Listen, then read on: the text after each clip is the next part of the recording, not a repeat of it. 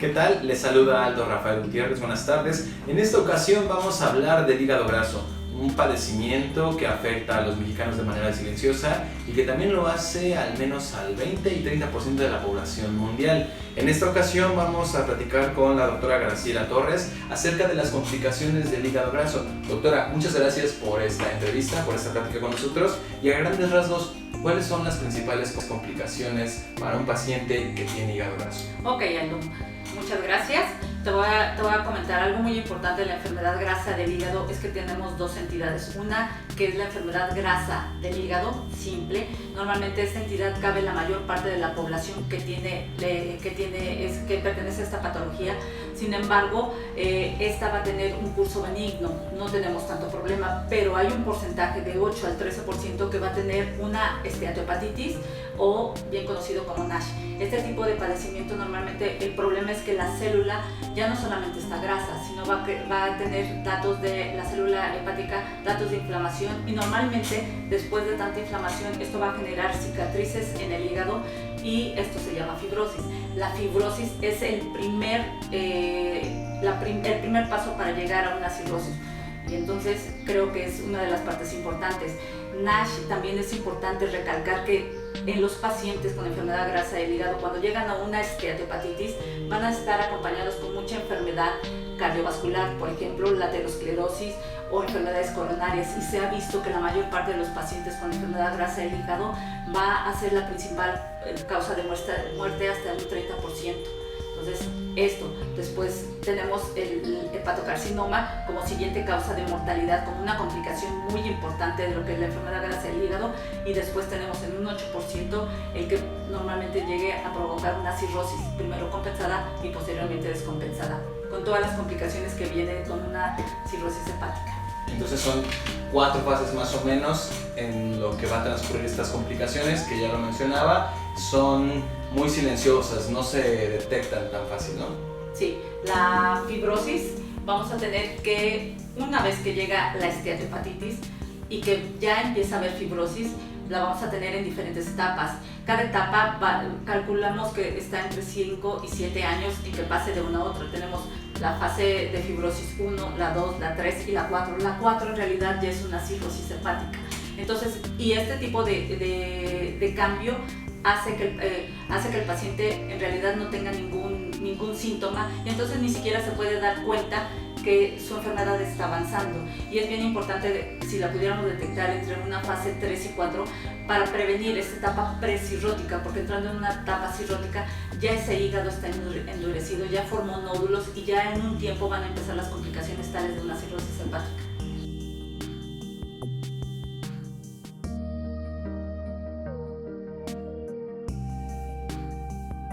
Las complicaciones del hígado graso se dividen más o menos en 4 etapas y como ya lo ha comentado la doctora, hay entre 5 y 7 años entre una y otra. Vamos a ver lo que nos dijo.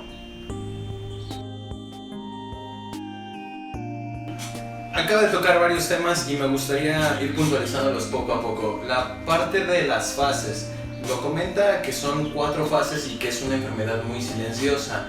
¿Cuánto tiempo tarda en desarrollarse? Y poniéndolo en términos simples para la gente que nos está viendo y escuchando en este momento, ¿cuánto tiempo tarda en desarrollarse de la fase 1 a la fase 4 este padecimiento? Claro, cuando un paciente entonces empieza con esa inflamación crónica, que es una hepatitis, es un hígado, una célula que está inflamado, entonces después empieza a generar esta cicatriz, que lo conocemos como fibrosis. Normalmente pasa como 5 a 7 años entre una fase y la otra fase. Entonces, si lo pudiéramos detectar, podríamos llegar a hacer cosas todavía pertinentes. Entonces, estamos hablando que llegará ya a una cirrosis hepática después de 12 a 13 años también en ocasiones, si es que normalmente todo va bien, ¿no? Entonces hay que tomar ciertas medidas en estos pacientes porque es una enfermedad grasa del hígado, y si ese paciente tiene comorbilidades, por ejemplo diabetes, obesidad, si ahí se pudiera ajustar algo, podría ayudar mucho a revertir esta parte de la fibrosis. Ahora, esto de las fases es bien importante porque dice que tarda entre 5 y 7 años en pasar de una fase a la otra, pero también comentaba la tasa de mortalidad. Decía que el 30% de los pacientes cuando ya llegaban a la fase 4 pues ya tenían una alta probabilidad de morir. Estamos hablando de que son 3 de cada 10. Te voy a comentar, normalmente comentamos que la enfermedad cardiovascular es la que lleva el 30%. La enfermedad normalmente, lo que es el hígado, la esteatopatitis y la cirrosis, normalmente en estos pacientes desarrollan el 8%, o sea, no es tanto. La enfermedad cardiovascular es el impacto mayor. Ahí son 3 de cada 10. Sí, exacto. El 8% van a desarrollar esa cirrosis. Después de pasar por las fases de fibrosis, llega una cirrosis hepática. Y en esto el hepatocarcinoma, el cáncer hepático, es el que tiene como un 13%, 8% de los cirróticos. Y actualmente se ha visto que la cirrosis por hígado graso es una causa muy importante ya en nuestra población para fallecer. Y partiendo de esta situación que es silenciosa y que también genera mucho desconocimiento, más que generar, hay mucho desconocimiento en torno a esta enfermedad. ¿Cuáles son las principales razones por las que llega a complicarse tanto esta enfermedad en los pacientes? Normalmente es que tienes un hígado con cicatrices, un hígado que se está endureciendo. Las cicatrices que son es la fibrosis, normalmente endurece el hígado, y al endurecer el hígado, normalmente este hígado se va a volver chiquito. Haz de cuenta que el hígado abarca muchas de las funciones para desintoxicar muchas de las cosas malas de nuestro organismo. Entonces, si tienes un hígado que está endurecido, ya la sangre ya no se va a limpiar a través de ese filtro. Entonces vienen algunas complicaciones como desorientación, por ejemplo, o al tenerlo endurecido la sangre ya no puede pasar por ahí y se empieza como a quedar estancada, digamos, y al quedarse estancada normalmente la sangre y las venas que quieren pasar por ese hígado aumenta mucho su presión, y lo que hace es que algunas de las venas a nivel de esófago, por ejemplo, en esta parte, o de estómago, empiezan a crecer, y al empezar a crecer se vuelven muy frágiles y los pacientes también pudieran llegar a sangrar. Son como de las complicaciones llegando a una cirrosis, de las que pueden tener una alta letalidad. Luego estos pacientes normalmente por este endurecimiento también pueden generar acúmulo de agua en el abdomen, y esta agua, que se llama normalmente ascitis, también se puede infectar y causar un tipo como de peritonitis. Entonces son muchas secuelas a partir de que llega un hígado cirrótico, que empiezan complicaciones severas que son lo que complican al paciente. Y entonces el problema es que llegar a una cirrosis, para esto tuvo que haber habido algo que pudo el paciente haberse detectado, pero como es silenciosa no se detectó. ¿Cómo lo puede detectar un paciente? Entiendo que ya cuando llega a una fase 4 es cuando ya tiene problemas de hepatitis, ya tiene un hígado hepático, pero si está en la fase 1, ¿cómo es que lo puede detectar? ¿Cómo nos podemos acercar con nuestros doctores para que se hagan los testeos y los muestreos correspondientes? Normalmente estos pacientes van a tener factores de riesgo. Entonces, si tenemos factores de riesgo de un paciente diabético, ese paciente es muy importante, porque podría tener un hígado graso, o pacientes que tienen sobrepeso, obesidad, o que tienen dislipidemia, triglicéridos, colesterol alto. Estos pacientes se tienen que checar, no nada más es checar el corazón, por ejemplo. La verdad es que tienen que ir a hacer algún estudio, tanto de laboratorio como pruebas de funcionamiento hepático o un ultrasonido, y apenas una leve alteración de estos deben de acudir con el médico, porque en realidad, aparte de que esto son los laboratorios habituales que tenemos, el paciente sí tiene que ser estudiado quizá por un especialista para que se pueda llegar a un diagnóstico más preciso, como una biopsia hepática, porque estamos viendo, o sea, si es silencioso, a veces lo único que puede causar en el paciente es fatiga, y la verdad es que la fatiga la mayor parte de la gente lo tiene. Entonces, si un paciente es diabético, normalmente tiene triglicéridos, colesterol o tiene obesidad, hay que checar el hígado. Una persona que es diabética, que tiene todos estos problemas de obesidad y triglicéridos altos, ¿cada cuándo tiene que estarse revisando? ¿Cada cuándo tiene que frecuentar al médico para este tipo de estudios y que pueda detectar si tiene o no este padecimiento? Por lo menos sería bueno que se hiciera estudios como una vez al año, Okay. Al menos de lo que es el hígado. Y entendemos también que está asociado grave, o en gran parte, los padecimientos más graves cuando ya están en fase 4, pero sobre todo cuando tienen vinculación con problemas de obesidad, problemas de diabetes. ¿Hay complicaciones cuando se está en la fase 1 o en la fase 2 de hígado graso? Complicaciones que uno pueda detectar, no. Okay. Pero se empiezan ya a notar a partir de una fase 3, 4.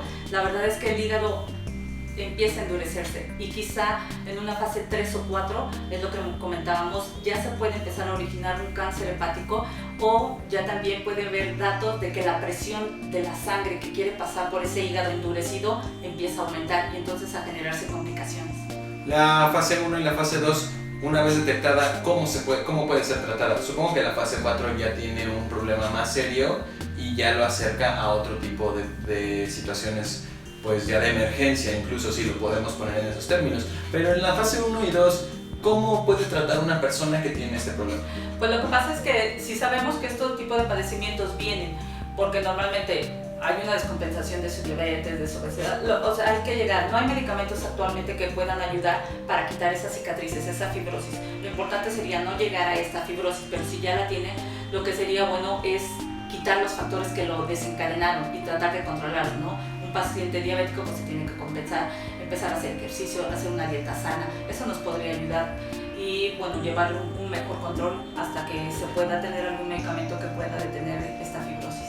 Doctora, muchísimas gracias. Ya como comentario final, ¿cómo ve el panorama hoy en día con que México pertenece o está a la cabeza de los países de la OCDE con mayor cantidad de obesos, que tiene un grave problema de diabetes y que hay una ausencia de cultura médica entre la población, donde no se acude al doctor de manera frecuente, donde se tienen muy malos hábitos alimenticios? ¿Cómo se ve el panorama desde la perspectiva de...? Te voy a decir te digo que es muy importante. Quizá es como empezarle a fomentar al paciente que en realidad puede tener un daño hepático y sí se tiene que empezar a cuidar, o sea, empezar a decir que esta enfermedad grasa, porque mucha gente dice, tengo un hígado graso, pero no le toman una importancia, pero si sabe que esa enfermedad grasa puede desencadenar en un cáncer de hígado o una cirrosis hepática, creo que es empezarle a fomentar a ese paciente que es muy importante que se cuide, porque muchos lo tienen que hacer. Por eso México, en lo que es la enfermedad grasa del hígado, estamos también arriba de muchos otros países. Ahorita, por ejemplo, que me dices esto, a nivel de lo que tenemos en la pandemia también, en COVID, por ejemplo, tenemos pacientes que COVID normalmente también lastima el hígado y está lastimando también a muchos pacientes que tienen factores de riesgo. ¿Y cuáles son? La obesidad, los triglicéridos, la diabetes, y es lo que más tenemos en México. Entonces, este tipo de enfermedades vienen a complicar muchas otras cosas y tal vez es empezar a hacer conciencia sobre esto, de lo que está pasando. Doctora Graciela Torres, muchísimas gracias por esta entrevista. ¿Algo más que agregar? Pues me gustaría nada más como decirle a los pacientes lo importante que es el cuidado de su hígado y que no lo dejen pasar, que cualquier paciente que tenga un factor de riesgo, que sí se revise el hígado. A pesar de todo, siempre hay que preguntarle a su médico de primer contacto cómo podría estar el hígado, porque de verdad que es una enfermedad silenciosa y muy pocas personas o muy pocos médicos conocen también de esta enfermedad. Doctora, muchísimas gracias y gracias a ustedes por estar viendo esta cápsula. Seguimos.